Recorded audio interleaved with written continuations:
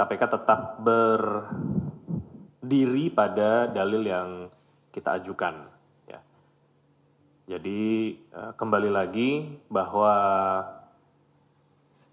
apabila hakim memutuskan dan dengan pertimbangan seperti itu, tentunya nanti akan dipertimbangkan lagi hal-hal apa saja yang dapat dilakukan atau langkah-langkah apa saja yang dapat ditindaklanjuti, karena sejatinya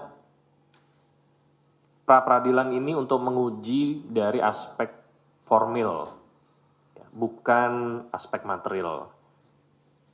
Jadi nanti akan dipelajari oleh teman-teman Biro Hukum dan Kedeputian Penindakan bersama-sama dengan pimpinan langkah apa saja nanti akan diambil.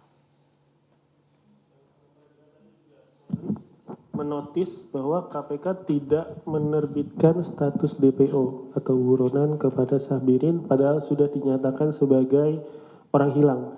Jadi dalil KPK hilang itu ditolak sama majelis. Nah, boleh minta tanggapan soal itu? Ya, saya sudah pernah menyampaikan alasannya ya minggu lalu. Pertanyaannya juga sama, bahwa belum diterbitkannya DPO karena masih dilakukan pencarian berdasarkan informasi yang diterima oleh para penyidik. Jadi belum sampai tahapan, tidak ada jalan sama sekali. Demikian. Ya. Kemarin dikatakan orang hilang dan sempat diterbitkan surat perintah penangkapan. Nah, waktu muncul itu dikejar nggak sih, Mas? Kemarin itu waktu Pak Sabirin muncul di Kalimantan Selatan itu? Informasi yang kami dapat, tim penyidik meluncur ke Kalimantan Selatan, tetapi sampai dengan hari ini saya belum tahu update-nya seperti apa. Apakah yang bersangkutan kembali menghilang setelah mengambil apel, jadi belum bisa diupdate lagi. Dan tentunya dengan adanya putusan pra-per ini, tindakan tersebut atau pencarian yang dilakukan oleh penyidik ya sudah tidak diperlukan kembali. Yang merintangi nggak sih, Mas? Kan Pak Sabirin tiba-tiba muncul, terus tiba-tiba juga dia hilang. Belum terinfo sampai sana, ya belum terinfo.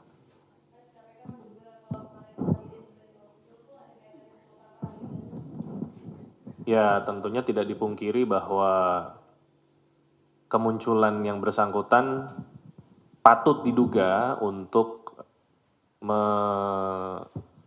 menggugurkanlah isu bahwa yang bersangkutan buron atau hilang ya.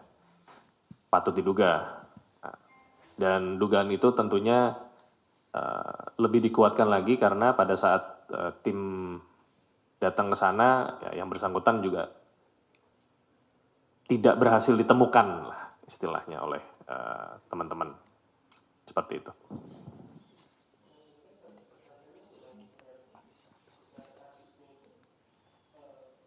Penerima uang utamanya itu siapa? Apakah emang Sabirin itu benar-benar udah gitu, bukan penerima suapnya, atau masih bisa ditetapkan sebagai tersangka lagi kah ke depan? Ya, jadi sebagaimana yang tadi sudah saya sampaikan bahwa pra-peradilan ini hanya menguji dari aspek formil saja, bukan aspek material. Tentunya tidak berpengaruh terhadap penyidikan yang sudah berjalan ya, yang tersangkanya sudah dilakukan penahanan, dan nanti akan dilihat perkembangannya, apakah penggalian informasi, penggalian keterangan yang dilakukan oleh penyidik ini nanti akan dapat kembali membuat adanya surat perintah penyidikan yang baru.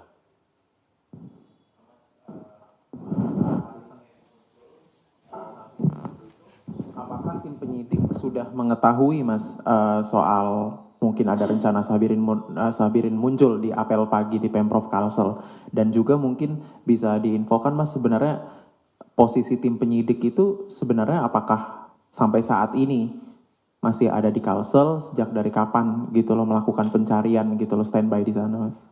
Ya, kalau secara detail saya tidak bisa memberitahu ya, karena memang saya tidak terinfo. Yang jelas, tidak mungkin penyidik tahu yang bersangkutan akan mengambil apel pagi. Kalau seandainya tahu sebelumnya kan tentunya kan akan dilakukan tim langsung ke sana gitu loh untuk melakukan proses penangkapan ya. Jadi info yang kami dapat ketahuannya setelah yang bersangkutan melakukan tindakan tersebut. KPK tuh harusnya memeriksa Sahbirin dulu sebelum dijadikan banyak amat. Ke depan KPK bakal memanggil Sahbirin nggak untuk diperiksa sebelum ditetapkan sebagai tersangka? Ya, nanti kita serahkan proses penyidikan yang saat ini sedang berjalan kepada teman-teman penyidik ya. Tentunya apabila memang keterangannya dibutuhkan, walaupun sudah tidak lagi menjadi tersangka, yang bersangkutan dapat dimintai keterangan sebagai saksi.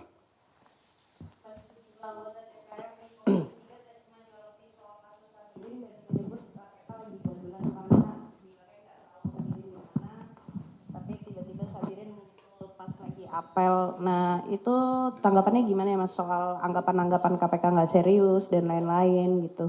Ya, ya tentu tidak bisa dipungkiri ya bahwa ada sudut pandang atau anggapan-anggapan KPK tidak serius, namun tentunya penyidik dalam hal ini bekerja secara optimal mencari yang bersangkutan, yang sayangnya tindakan penyidik itu saat ini sudah tidak dapat lagi ditindaklanjuti dengan adanya putusan dari pra-peradilan. Kembali ditekankan bahwa untuk aspek materialnya sendiri tidak berubah, tidak batal. Jadi perkara itu sendiri kami menganggap masih tetap ada. Ya, jadi dari risalah putusan praper ini saya tekankan kembali nanti akan dipelajari dan akan dipertimbangkan apa tindak lanjutnya terhadap putusan tersebut sementara itu. Mas, KPK menganggap hakim tunggal itu melakukan perbuatan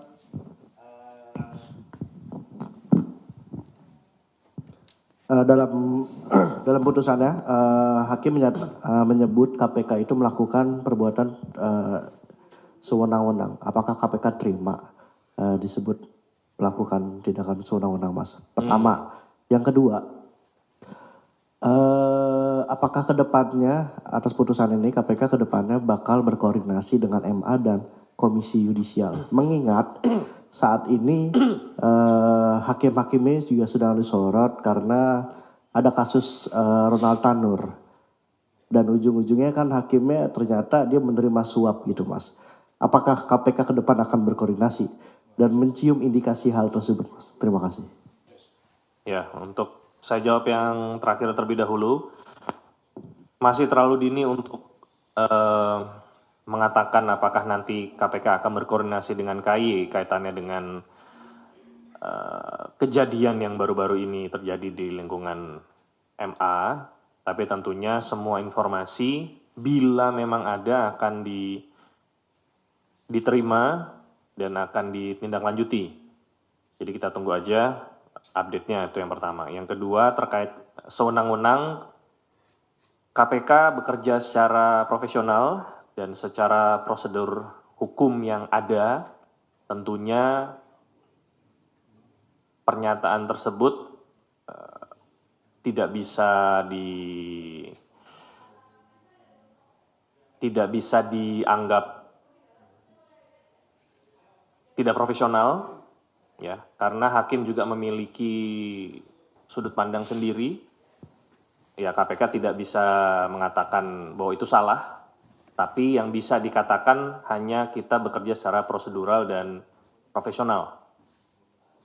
Bagi orang-orang sebagaimana yang tadi si rekan kita Tasya mengatakan bahwa KPK dagelan. Semua orang bisa memberikan pendapat, tetapi Kedeputian Penindakan bekerja secara optimal, profesional, dan prosedural, dan itu saja yang bisa saya kasih tanggapannya. Oke. Satu lagi Mas yang terkait koordinasi dengan KY. Tadi saya sempat membaca di media sosial komentar-komentar para netizen Mas. Mereka mengkaitkan Sahbirin Nur atau Paman Birin ini dengan keponakannya si Haji Isam. Banyak juga netizen yang mengkaitkan. Pada saat kasus John Lin Baratama, satu truk barang bukti aja bisa hilang. Ibaratkan gitu. Apalagi penetapan pamannya ini bisa dihilangkan lah. Mungkin dengan dugaan-dugaan tindak pidana. Apakah KPK akan fokus terhadap hal tersebut, Mas? Ya, sampai dengan saat ini kami masih memiliki pandangan yang profesional ya atas putusan hakim tersebut, walaupun tidak sejalan dengan apa yang diinginkan oleh KPK. Kembali, kalau memang ada informasi atau indikasi adanya permainan di situ, tentunya KPK juga tidak akan segan-segan untuk menindaklanjuti. Tetapi sampai dengan saat ini kami belum menemukan adanya informasi tersebut. Terlepas yang bersangkutan merupakan keponakan dari seseorang yang tadi sudah disebut namanya, ya kita tunggu aja nanti update-nya.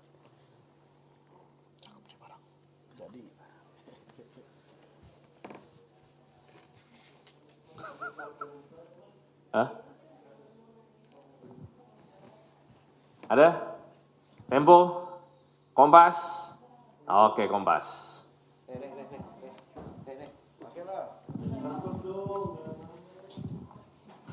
Mas Tesa, kalau tidak salah kan salah satu pertimbangan hakim juga menyebut KPK bertindak sewenang-wenang karena tidak melalui proses misalnya pemanggilan calon tersangka dulu untuk diperiksa. Kemudian juga mungkin yang jadi salah satu pertimbangan adalah karena Paman Birin ini tidak ikut dalam proses tangkap tangan tapi sudah ditetapkan sebagai tersangka.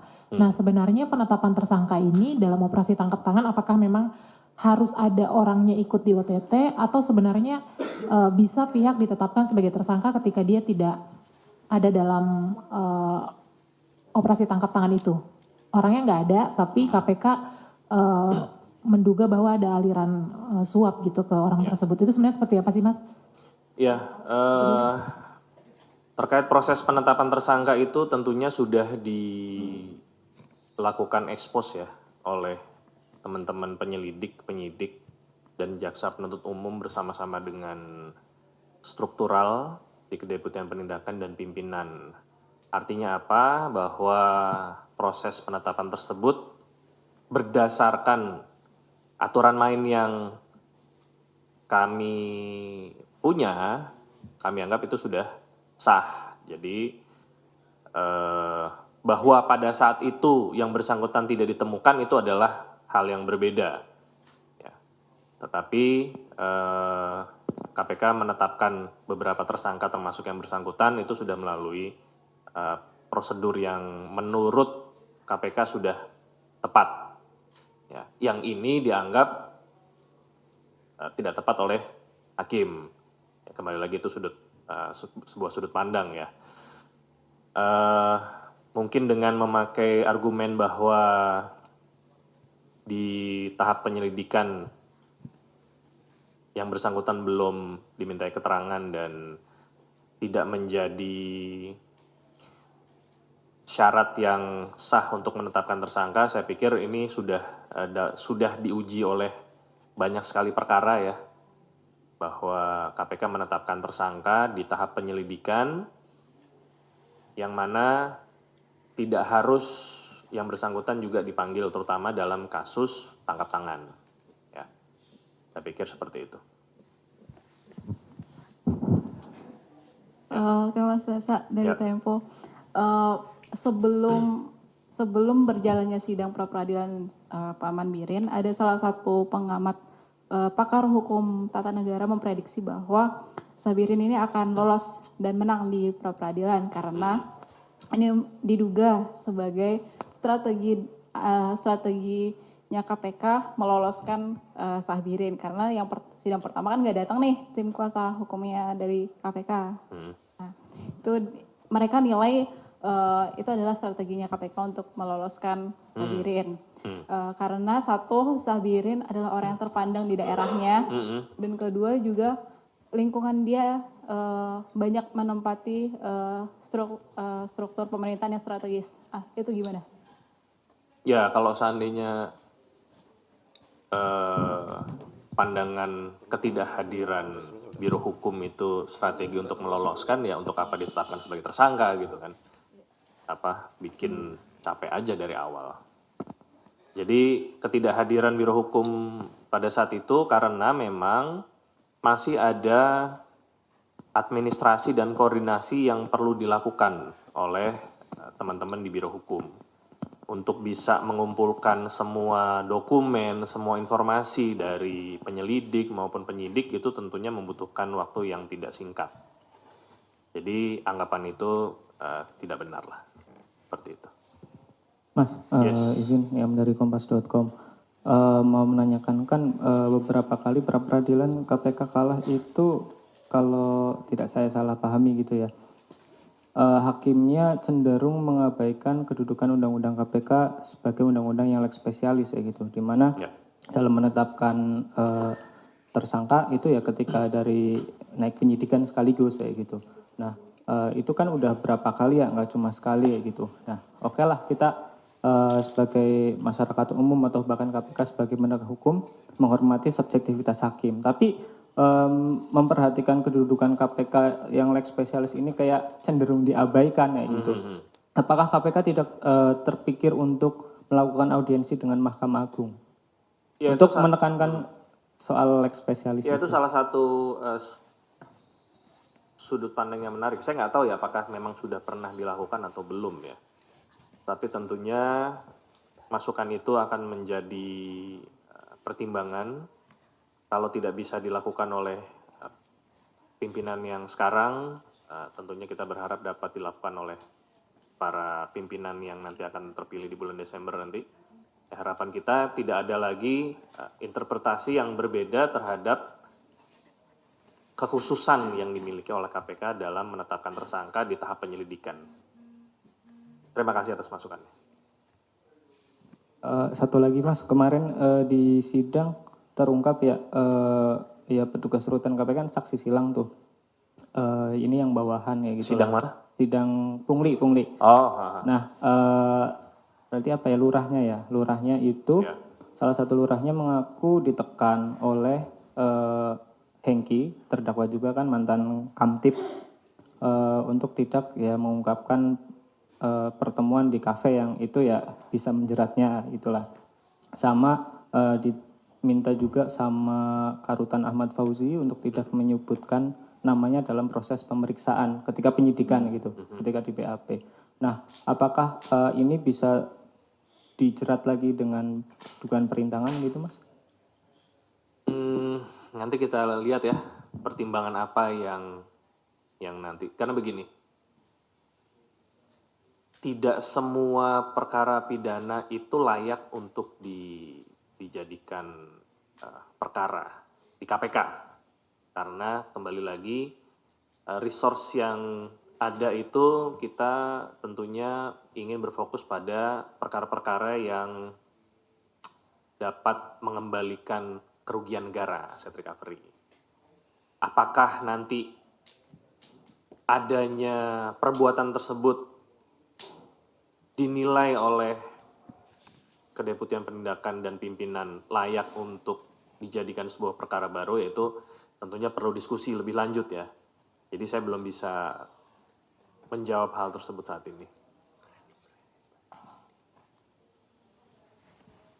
Ada lagi?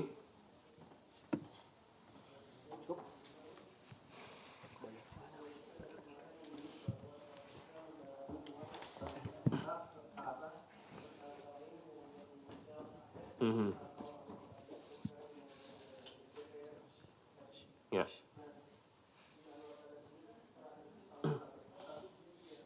Ya.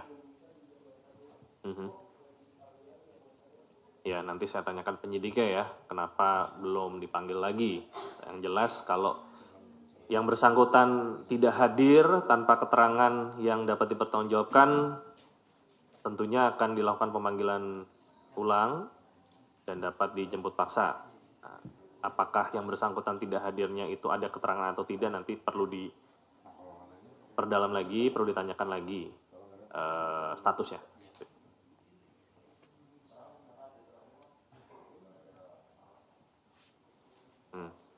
Ya udah, kan ini kan rencana penyidikan ini kan sudah dibuat ya, maksudnya timeline-nya ada. Nah, jadi kita tinggal menunggu saja kapan yang bersangkutan akan dipanggil lagi gitu loh. Tentunya nanti prioritas adalah saksi-saksi yang mengetahui perbuatan tersebut maupun yang untuk menjelaskan dokumen-dokumen yang sudah disita terlebih dahulu. Nanti kalau sudah, saya yakin bahwa akan ada pemanggilan lagi terhadap yang bersangkutan.